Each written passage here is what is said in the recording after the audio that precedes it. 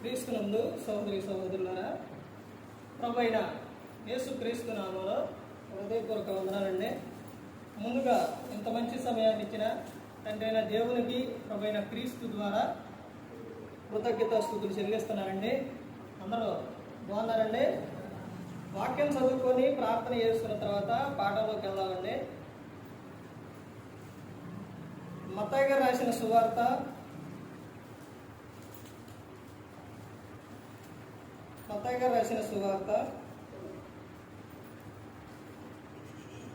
3వ అధ్యాయం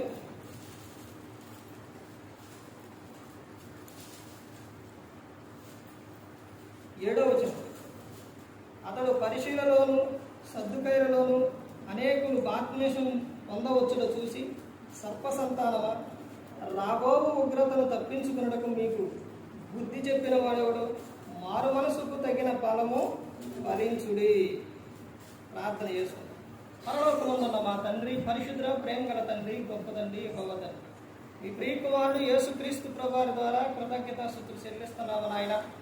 ఆరాధన క్రమం అంతట్లో మీరు నడిపించండి నాయన. వాక్యం బోధించుండగా ఈ లోక సంబంధమైన జ్ఞానంతో కాకుండా మీ జ్ఞానంతో మాట్లాడే భాగ్యం దయచేయండి నాయన.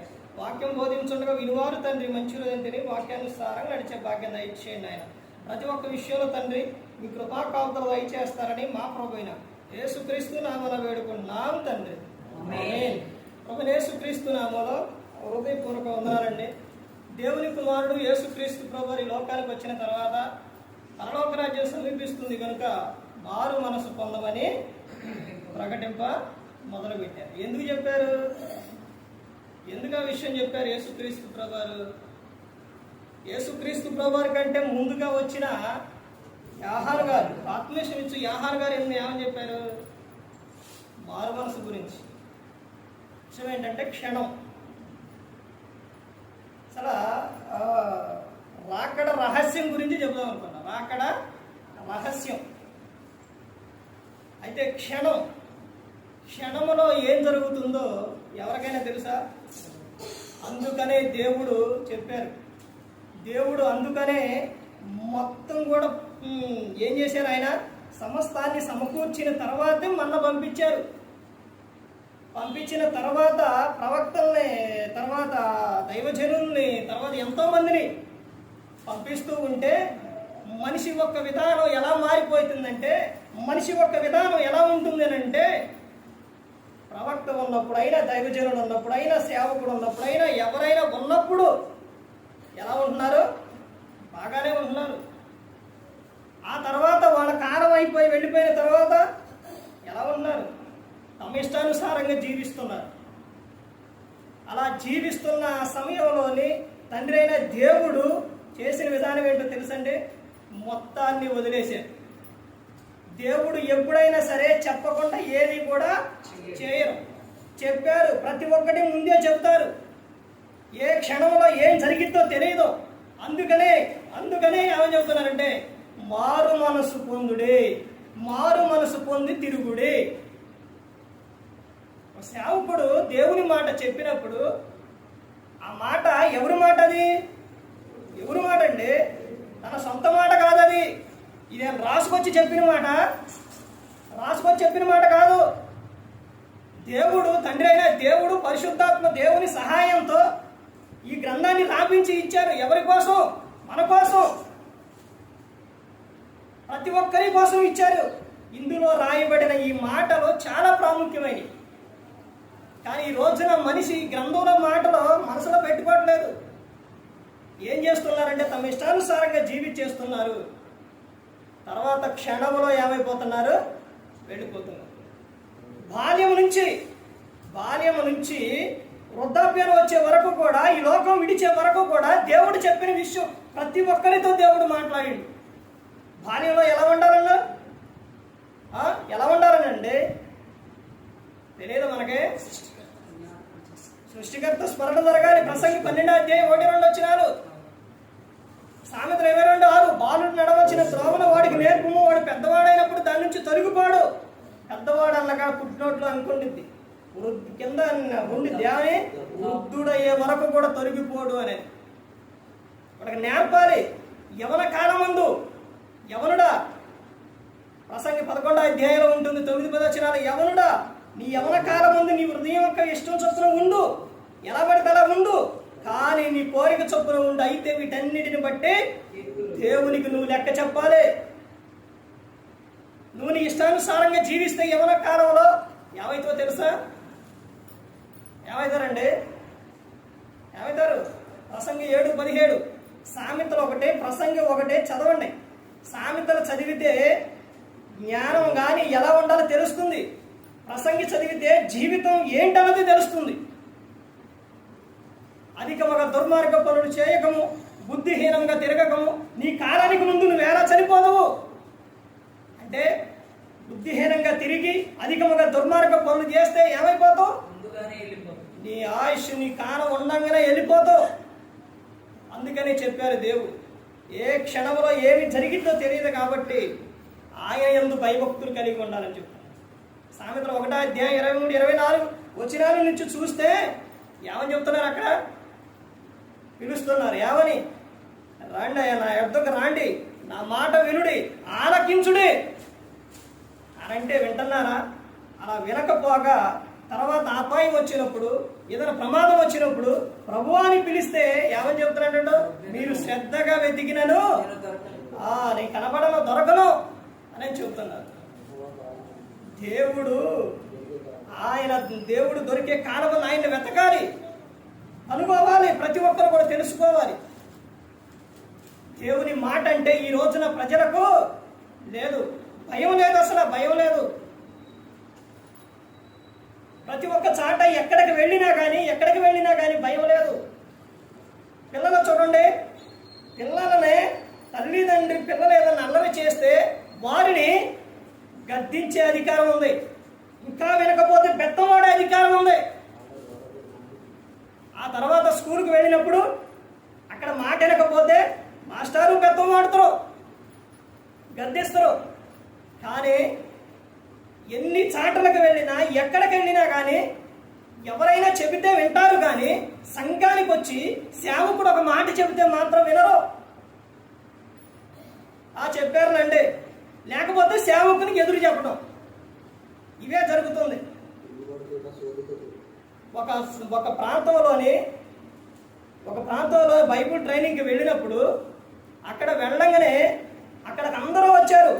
అందరూ వస్తారు, ఇప్పుడు నేర్చుకోవడానికంటే అందరూ వస్తారు, విద్యార్థులు వస్తారు, సేవకులు వస్తారు, అందరూ వస్తారు. ఎందుకంటే అందరూ శిష్యులే. అక్కడికి నేర్చుకోవడానికి వచ్చినప్పుడు అతను చెప్పిన విషయం ఏంటో తెలుసండి? స్టార్టింగ్లోనే చెప్పిన విషయం ఏంటో తెలుసా? మీరు బోధకులు అవ్వచ్చు, సేవకులు అవ్వచ్చు, మీరు ఎవరన్నా కావచ్చు, మేము ఇక్కడ చెప్పినప్పుడు ఎవరు మీరు విద్యార్థులేనని చెప్పారు. మీరందరూ విద్యార్థులే అని చెప్పారు. ఆ తర్వాత ఆ ట్రైనింగ్ పూర్తయ్యే సమయంలోని అలా చెబుతూ ప్రతి ఒక్క విషయంలో వీళ్ళు మాట్లాడుతూ ఉంటే, ఇంకా సేవకులు చెబుతూ ఉంటారు, వాక్యం బోధిస్తుంటే వీళ్ళు మాట్లాడటం, లేకపోతే వీళ్ళు అడిగిన దానికి ఎన్ని చెప్పడం, ఇవన్నీ జరిగిన తర్వాత అప్పుడు సైలెంట్గా ఉన్నారు. నేను ఎక్కడికన్నా వెళ్ళాను అని అంటే సేవకులకి ఎదురు చెప్పను, సైలెంట్గా వింటాను. అక్కడ ఆ తర్వాత జరిగిన విషయం ఏంటనంటే, ఆ ట్రైనింగ్ ఇక పూర్తి అయిపోయింది. ఇక ఎగ్జామ్ ఇక ఆ తర్వాత అప్పటి వరకు కూడా అన్నీ ఓర్చుకున్న సేవకులు ఆ చివరిలోని ఒక ఆయన మాత్రం ఏమన్నాడంటే, ఎగ్జామ్ పెట్టేటప్పుడు 3 ఎగ్జాములు, వీడు 3 పేపర్లు ఇచ్చారు రాష్ట్రంలో. ఇంకొక ఆయన వైజాగ్, ఆయన రావడానికి ఆ రోజు కుదరలా. అయితే అతను ఏం చేశాడంటే, అక్కడున్న సేవకుల మీద బోర్డు మీద రాయమని ప్రశ్నలు రాసిన తర్వాత ఎన్ని మార్కులు కనంటే, ఈడు పెట్టిందేమో 100 మార్కులకి, ఆయనేమో ఎన్ని మార్కులకి? 50 మార్కులకి. ఇలా 50 మార్కులు పెట్టమన్నారు అనే సేవకుడు అక్కడ ఉన్నాయని చెబితే, ఈ కూర్చున్న ఆయన అంటూ, కాదండి మీరందరూ 100 మార్కులు పెట్టారు కదా, ఆయన కూడా 100 మార్కులు పెడితే బాగుండిద్దిగా అంట. ఒక మాటే. వెంటనే సేవకుడే అక్కడ కూర్చున్న ఆయన ఏమన్నారో తెలుసా? నీకెందుకయ్యా, ఆయన 50 పెట్టుకుంటాడో లేకపోతే ఆయన 100 పెట్టుకుంటాడో ఎన్నైనా పెట్టుకుంటాడు. ఆయన ఎవరో ఫ్యూచరు అంటే ఆయన ఎవరో చెప్పే ఆయన ఇష్టం అది. నువ్వేంటి, నీ పని ఏంటి? రాయటం. ఎన్ని పెడితే రాయటం. ఈ రోజున ప్రజలందరూ కూడా ఈ విషయం ఎందుకు చెప్పానంటే, దేవుడు చెప్పినప్పుడు ఏం చేయాలి? వినాలి, చెయ్యాలి. అంతేగాని చేసిన ఆయన్నే, పుట్టించిన ఆయన్నే, కాపాడిన ఆయనకే ఏం చెబుతున్నారు? ఇలా అలా కాదు ప్రభువా, ఇలా చేయాలి, ఇలా ఉండాలి ప్రభువా అంటే మనం దేవునికి చెప్పేవాడవా? అదే ఆయన సేవకుడు చివరిలో, ఫస్ట్లో సైలెంట్గా మీరందరూ విద్యార్థులన్న ఆయన చివరికి వచ్చేసరికి ఒక విషయం చెబుతారు. ఏంటో తెలుసండి? మీరు ఇంత నేర్చుకున్నారు కదా, ఆయన సబ్జెక్ట్ పూర్తయింది. ఇంత నేర్చుకున్నారు కదా, ఇంత నేర్చుకున్న మీరు బుక్ తీసి అలా చూపించి ఇలా మడిచి అలా చెత్తకుప్పలో పడేయటమే అంటాం. ఎందుకు ఆ మాట అని చెప్పండి? ఎందుకంటే 2 సంవత్సరాలు నేర్చుకున్నారు. మీరు రాసుకున్న ప్రతి ఒక్కరిని కూడా బుక్లో చూసి రాసుకున్నారు, చక్కగా ఇవన్నీ నేర్చుకున్నారు. ఆ తర్వాత మీరు ఇంటికి వెళ్ళిన తర్వాత మీ నోరు కానీ మీ ప్రవర్తన కానీ సరిగా లేకపోతే బుక్కుని మడిచి ఎక్కడ పడేసినట్టు? డస్ట్బిన్లో పడేసినట్టే. నేర్చుకున్న మొత్తం ఏమైపోయింది? పోయినట్టే. అలాగే క్రైస్తవులు ప్రతి ఒక్కరూ కూడా తెలుసుకోవాల్సిన విషయం ఏంటంటే, యాకోబు గారు రాసిన పత్రికలో ఉంటుంది 3వ అధ్యాయంలో, నువ్వు ఎంత భక్తి గలవాడమైనా సరే నీ నోటికి చిక్కం లేకపోతే భక్తి అంతా కూడా ఏమైపోతుంది? అర్థమే. నోరు అనేది, ప్రవర్తన అనేది సరిగా ఉండాలి. ఎంత చేసినా కానీ మనం ఎలా ఉండాలి? చాలా జాగ్రత్త కలిగి ఉండాలి. అదే విషయం ఏమని చెబుతున్నారు అని అంటే, ప్రసంగి గ్రంథంలో చెబుతారు. ఏమని? 7వ అధ్యాయంలో 1-2 వచనాలు ఏమని చెబుతారండి? విందు జరుగుతున్న ఇంటికి పోవటం కంటే ప్రలాపించుచున్న వారి ఇంటికి పోవటం మేలు. ఎందుకు మేలు? అక్కడే చెబుతారు. అక్కడికి వచ్చిన వారు ఆ విషయాలన్నీ ఏం చేస్తారంట? మనసులో పెట్టుదురు. అంటే బ్రతికినప్పుడు ఎలా బ్రతికిండు అనేది ప్రతి ఒక్కడే కూడా బిడ్డ పుట్టినప్పుడు చెబుతారా?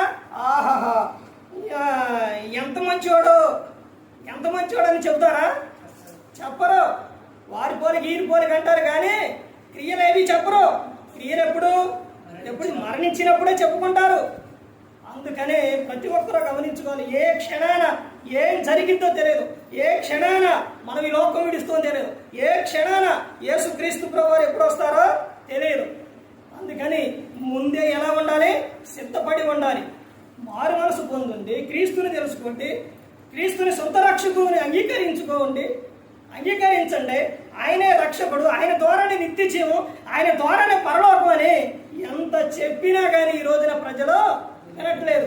క్షణంలో నువ్వు ఈ లోకం విడిస్తే ఎవరైనప్పటికీ కూడా ఎక్కడికి వెళ్తావు? క్రీస్తుని అంగీకరించలా, మారు మనసు పొందలా, రక్షణ లేదు. ఎక్కడికి వెళ్తామండి? నరకం, అగ్ని ఆరదు, పురుగు చావదు, భయంకరంగా ఉంటుంది. అందుకని ప్రతి ఒక్కరూ గమనించుకోవాలి. ఏ ఒక్కరూ కూడా నశించి నరకానికి వెళ్ళిపోకూడదని యేసుక్రీస్తు ప్రభువారు ఈ లోకానికి వచ్చి మనందరి కోసం శిలువలో తన ప్రాణాన్ని పెట్టి ఉన్నాడు. మరి ఈ విధంగా నిలబెట్టి మాట్లాడించిన తండ్రి దేవునికి కృతజ్ఞతాస్తుతులు చెల్లిస్తూ, ఇంతవరకు శ్రద్ధగా ఉన్న మీకు ప్రభు పేరున హృదయపూర్వకంగా చెల్లిస్తూ మాటలు ముగిస్తున్న అందరికీ